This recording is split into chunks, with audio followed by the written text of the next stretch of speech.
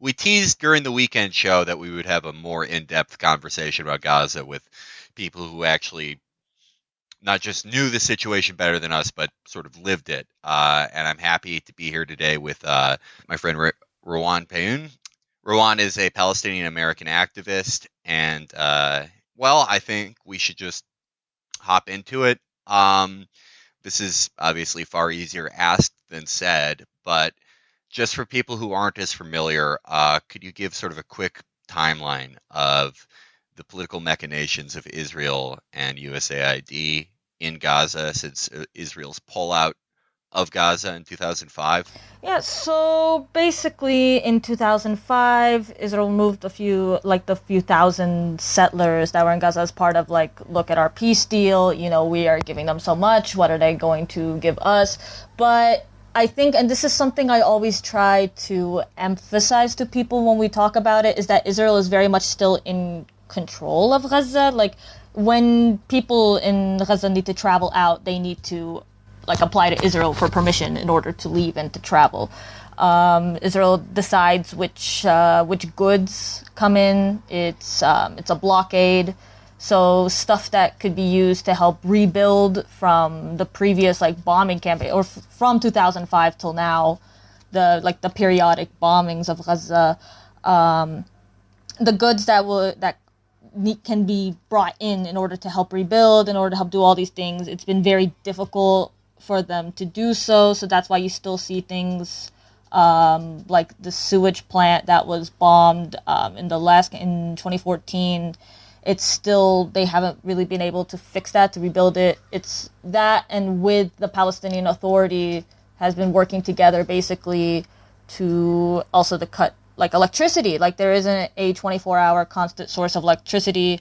So I think Israel's relationship with Gaza is that it's distinct in that it's not occupied in the same way the West Bank is, but it's very much like anybody who thinks that Hamas is in charge in any meaningful sense and that it's their territory doesn't really understand the situation on the ground.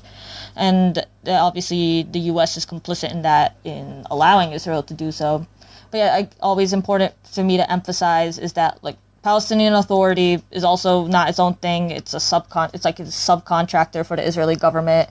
And the whole rivalry between Fatah and Hamas. Fatah is the party for the Palestinian Authority. Hamas is kind of what's I guess the political party that's in Gaza. And it's basically just, it's a lot of things. It's weird because it's when you talk about Israel's relationship with Gaza, it's okay, why are they still there? I think a big part of that is ever since that pullout, if you will. Now there aren't settlers, but they'll still talk about the settlements that are close to Gaza. These are our civilians. These are what we're afraid for. But I think part of it is honestly testing weapons. It's very much part of that industry for them. If you look at the kind of weapons that are used, they take these weapons and they start using it in population in Gaza before it ends up being used elsewhere, before it ends up being kind of exported back to the US. I think the recent scary things have been what they've been calling butterfly bullets. These bullets that just explode upon impact, and they've been leaving what doctors in Gaza are describing as fist-sized holes upon exit. And same with these tear gas drones, whatever the hell that green gas was that they were unleashing on the population of Gaza. And I think part of it, because I think you were also asking why they need that population to be subjugated to that extent, I do think a lot of it is, I think it's psychological too, to be really honest. Because it's oh, you have, you guys are still talking about this right of return, we're going to show you that this is what you're going to get instead of that. And I think part of just dehumanizing Palestinians as a whole. Because when people think, I think in my conversations with people who don't know much about Palestine, I think they think about Gaza first in some ways. And I think to them it's either okay, it's are they terrorists who started it, or are they civilians who are just defending themselves? So I think part of it is just Israel exerting its control in order to say these are the lowers, these are not civilized and humane the way Israelis are. So I think it's a combination of those things, and I think that's kind of how it's really been since 2005, like increasingly so, the travel restrictions, the what we see now that is described as like this open air prison. Yeah, it seems like there is an ethos of testing weapons there, but also the rising scale of brutality. I've seen it sort of as a way for the Israelis to show off their military might after sort of being shown as mortal in Lebanon a little bit. And I also think that there's this sort of escalating game of dehumanization, which is to say, when Israel becomes more and more brutal and commits more and more senseless acts, everyone sort of talks along the lines of, oh, they're alienating sort of more liberal elements. But Which I is think so it fucking frustrating. strengthens. Jesus. It's stupid, yeah, because it's like it strengthens their profile with more hardline people, because it's like, for them they can go, oh well, they had to look at the brutal acts they're making us commit.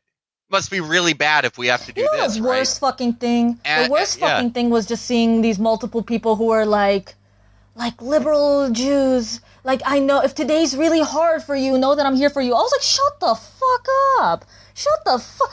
Holy shit. Imagine being that fucking self-centered. It blew my mind. It's like, this is so hard for me to defend massacres. I was like, wow, imagine if we all had these kind of problems. Like, what the fuck is wrong with you? It really, and it's the thing, it's weird because it's like, it's the same shit like in America where people are like, look at Trump, and it's like, no, this shit was happening before Trump. Like, the same people who want to pin it all on Likud are very upset because they have to face this reality that was kind of obvious to the rest of us, which is like, Israelis are fucking racist. Israelis are racist as shit. Like, they're like, obviously there's this element of Israeli activists who will go to protests and they'll be against the Gaza bombings and all that, and that's great, but it's the idea that there's some sort of like vibrant left is like delusional.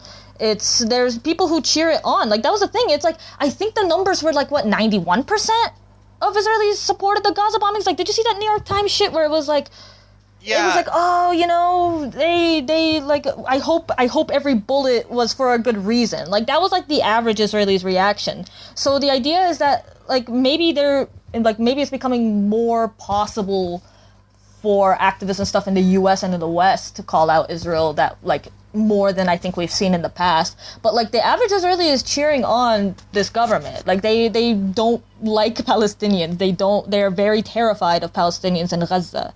Like, it wasn't messing with Netanyahu's popularity at all. I want to actually look up that number. But it's like 90% or something like that. I mean, Amos Oz, for example, is looked at as sort of like the liberal lion of Israel. He's their perennial, like, lefty veteran writer who's standing athwart the increasingly openly rightward shift of the country. But if you look at his actual positions, he supported Lebanon in 2006. He supported 2008-9. He supported Protective Edge. Any military action he supports, and there is, an Israeli left, but it has literally been beaten down, and I guess that's a whole nother episode if you could talk about how much the Israeli left has been sabotaged and literally murdered to some ends. But the fact is that there is very broad support in here. And I just speaking about liberals, I mean, I think we all saw that tweet. I forget who it was from. I think it was from one of those guys who like replies to Trump all the time. Oh, I know which one. I know which one you're fucking talking. Mikhail Golan. Yeah. I'm pro-Israel, but I'm not pro-massacre. And it's like, what did you think? What do you think? What do you think undergirds this state? It's so fucking bizarre. It's like, these are people who are just, their biggest frustration at Gaza is not even actually the people who are dying. It's just like, wait, what about me? Am I still a good person? I was like, nobody gives a shit about you. Like, you're not. Nobody fucking asked you. And like, I don't even know. It's like this whole thing. It's like, especially, it's so important when we talk about Gaza that always gets underestimated. It's like, it's almost like people think that the people in Gaza just came out of the sky, when it's like 70% of them are refugees. 70% of them were ethnically cleansed from their homes, and they want to go back. And it's that the reasons they were there is because of like violence and massacres. Like, there were multiple massacres of Palestinian villages. It was at a time where there was no like television or radio, so you just heard about these awful massacres, and you were like, okay, I need to leave before this possibly happens to my family. There are people who've survived massacres who are in Gaza. There are people who just like went through the worst fucking kinds of violence, and that's what that was. Like, I don't know what they think the Haganah and Irgun were doing. They weren't passing out fucking cookies. Like, it was they like wiped these people out. Like, there were way more Palestinians before in these areas, and it's like they keep forgetting that part. Or they're like, oh well, they just left because of violence. I'm like, okay, why can't they come back? But everybody else, if they have like a link to Judaism, it's like, okay, they're allowed to come back. I don't know. It's just everything about the conversation, because it really encapsulates so much about the conflict in general that people always try to like minimize. Or it's like they're like, oh, show restraint. Like, I don't know, they'd be fine if they killed like half the Gazans but not as many as they did. I just can't imagine what it is to have those kind of like fucked up, non-consistent ass morals. But that's exactly those kind of people, like that weirdo. I feel like there is sort of this modern deliberate misunderstanding of what ethnic cleansing is. I mean, we see it with sort of like, you know, the Turks' incursions into Afrin is the same sort of thing, where it's, we just willfully don't look at things that you could point to on a map, point to things like shifting demographics, changing entire neighborhoods and cities, their ethnic makeup, doing things like changing the names of places, and just look at the numbers of one group go down and down and down and be replaced and replaced and replaced. And there is a willful, deliberate action of not specifically looking at things by sort of U.S. allies or proxies as ethnic cleansing when they so. Oh, absolutely. Like the language that they use. Like, if this was anywhere else, they wouldn't hesitate. They would call it genocide. Like, that's just the honesty of it. And like, I mean, a bunch of people were saying those things, right? Like, oh, if this was Iran, everybody would be cheering it on. If this was this, and it's like, it's true. It's also, I mean, the weird thing about Turkey, because also Fatih pointed this out to me as well, but it's weird because it's the same shit. Like, you know how Turkey will be like, we didn't do the Armenian genocide. Like, that wasn't a genocide. Like, it just like happened, or whatever the fuck like excuse they have. But then like, whenever a Turkish like, you'll see it, like whenever a Turkish person gets pissed, they're like at an Armenian for getting like too uppity, I guess. They're like, oh well, we'll do, or to anyone, they're like, oh, we'll do to you what we did to the Armenians. Like, they fucking know what happened, but it's just like that official. It's the same shit I see with Israelis, to be honest. Like, they'll be like, the Nakba didn't happen, but then they'll be like, oh, you'll hear these chants at like Israeli soccer games or shit, or they'll be like, may your village burn, or may you face or at the protests in Haifa, the recent protests in Haifa, in which like Israeli cops beat up and arrest a bunch of Palestinians. They were like, oh, may you face 1 million Nakbas. It's like, what is that if not like understanding that happened but thinking it's okay? Like, it's not ethnic cleansing if it's justified. Yeah, the line on the Armenian Genocide, the best line explaining it I heard was my friend Dan, who said they can't decide whether it was fake or if it happened and it was good. That's so many genocides, like, isn't it? You sell the myth to the world and then are secretly, not so secretly, proud of what actually happened to yourself. I mean, there was a fucking TRT article like this year that was like interviewing survivors of Armenian violence from the early 20th century. Oh, Jesus. Yeah. On the anniversary of the... Yeah, I mean, that was also what they were doing. I think the fact that they chose the embassy to be open on this day, I don't think it was an accident. I think it was very much a big, like, middle finger to us, where it's like, we want this to be the anniversary of this thing and not the anniversary of, you know, the brutality that we committed against you. It's the same fucking thing. It's very true. Like, when you look at which other countries would get this treatment, Israel gets away with so much that, and they'll be like, oh my god, why is Israel being singled out? I was like, nobody gets this fucking special favor the way you guys. Like, you're singled out in the positive. Like, you're literally allowed to get away with so much shit that if somebody that wasn't loved by the U.S. like this, like, no fucking way would they get away with it. Like, no fucking way. Yeah, it's this thing that happens. It's a very sort of like, I guess, very American thing where you look at events devoid of any power relationship. Yeah, I mean, absolutely. You go say, why is Israel being singled out, as if Israel was just this eternal nation that has always existed and exists independent of American support and exists independent of carrying out American policy goals in the region.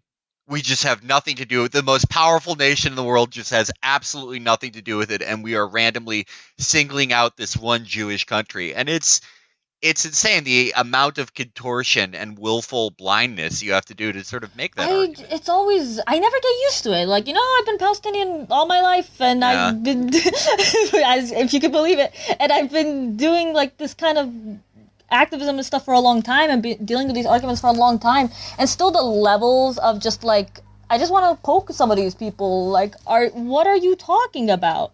It really is. It's the whole thing about like, oh, or my favorite is just the whole like, oh, well, what about like Saudi Arabia? Like, clearly you must be cool with Saudi Arabia. Like, what about all these other countries? It's like they also can't decide whether they are like better than all the like savage Arab countries, or if it's like, how dare you hold us to higher standards? And it's especially now that they're the fucking Mohammed bin Salman, the asshole, and Netanyahu are like loving it up, and they're still like, well, what about all these other countries? I was like, the fact that you're even pointing to these other, it's like weird. It's like it's an admission of guilt, but what about like this other thing? It's also, there's just all the arguments they have. At least that's what makes me happy. Is like all the arguments they have only work on people who don't want to actually think about what's happening. And they're not even like updated. They're just terrible. Like anyone with any sort of minimal knowledge on this, I think, should reach the conclusion that what they're saying is not really making much sense. Yeah, they are acting like King Faisal is still in charge Fucking of hell. Saudi Arabia. It's That there's even so who has a pretense of caring about it. I love it. The thing is, it's like these other fucking Arab dictators like love them. Like, who are they gonna talk about? Sisi? Or like, oh, I don't know if you saw this, but like they're always like, why are Palestinians in Gaza, like, why are they protesting Israel closing the crossing and not Egypt closing the crossing? I'm like, but they are. Like, I don't know where they got this idea that Palestinians like fucking love other Arab governments, but it's part of that whole like, it's just the racism where they're like, oh, well, they're all Arab, they must like be in on whatever like the plan is together. They must be in it for the same things, as if like a Palestinian is in any way the same situation as like a Saudi Arabian just because they're both Arab. Like, it doesn't, like, all the arguments they have, it just pisses me off to no end. So, going a little bit to May 14th, what has been like day-to-day existence like for a Gazan since the pullout? Daily existence, honestly, it's just constant dehumanization. Like, constant just like the lack of the bare sort of necessities of life. It's always been really frustrating for me, like, talking to my friends in Gaza, and they might as well be like on another planet, because it's like I can't go see them, they can't go see me. I have friends in there who just desperately want to leave, and they're just not able to do so because you have to apply for these permits, and it's very, very, like, people are on these wait lists to get out for like medical reasons, and they're not able to do so. Like, even to go to a hospital in Ramallah, like not even to go to an Israeli hospital, like as much as they try to hold that over our heads, and they're not allowed to do so. Like, the reality, like day-to-day reality in Gaza is like, if you get really sick, your hospitals are going to be like understaffed. They're gonna have, like, even though like the doctors who are there are doing amazing, but they have so little to work with. There's gonna like not enough people, not enough supplies. Medicine is blocked from coming in, so if you need that kind of medicine, you're basically screwed unless you're one of the lucky ones who gets a permit to leave and go to a hospital that can do it. I think also, like, if we're talking about May 14, the reality is that there are so many people that were injured that should have lived, that should have made it with the injury they had, but they weren't allowed to go to a hospital that had that kind of treatment, or like the hospitals were so impacted that they couldn't deal with the amount of injuries. Like, it's so weird because it's like everyone looks at the number of like the people who were killed, but like the thousands who were injured, and where are they gonna go? And the hospitals can't even like deal with that. So that's the reality. If you're sick or if you're injured, if you dare to like protest against the reason that you're even in this situation. I think another reality is it's always the electricity cuts. Like, you can't keep food from not spoiling. It's hot as fuck, and they don't have AC. They don't have these kind of. I think I saw somebody else. I forgot who said this, but somebody said something where, like, people in Gaza, they learn to keep the windows open no matter what the weather is like, because if the windows are closed and there's some kind of bombing or there's some kind of anything, like the glass is going to shatter and go everywhere. So you just keep the windows open so that so that glass doesn't get everywhere. That's part of it too. It's like, it's a lot of things. And also right now, see how the Palestinian Authority was screwing people over. They weren't allowing, they were sort of putting a stop on a lot of people's salaries. So it was just, people weren't even having like the money. Now you're threatened with like getting evicted probably. It's like so weird to think about that. Like you can get evicted, you don't have the money, where are you going to go? All these kind of things. The mental health crisis in Gaza is completely like not talked about nearly enough, I don't think, because we're so busy trying to defend people from being like, oh, these are terrorists who deserve to die. You don't even think about the ones who survive, who have been through multiple wars, who've seen really awful things, who've seen their family members, their neighbors, their friends die. So now you have like a suicide crisis. Like you have multiple people who've committed suicide because they're like, there's no end to this suffering. I don't know if you heard about recently a man in Gaza who set himself on fire as a protest, like trying to kill himself. I think last I heard he's still alive. I don't know how long he could stay alive, but he's still alive. And just like, that was done out of like this protest, and it's hellish. It's hellish. It's really, I don't think there even are enough words, and it's really bizarre to think that people would defend this kind of situation, because it's like they would never want to live in these kind of conditions. Like they would never accept that for themselves or for anybody else. And it's weird, like protesting is the fucking least they could do. Like protesting is the least, it's bizarre. Like the entire conversation around it, once you know what's actually the lives of people there,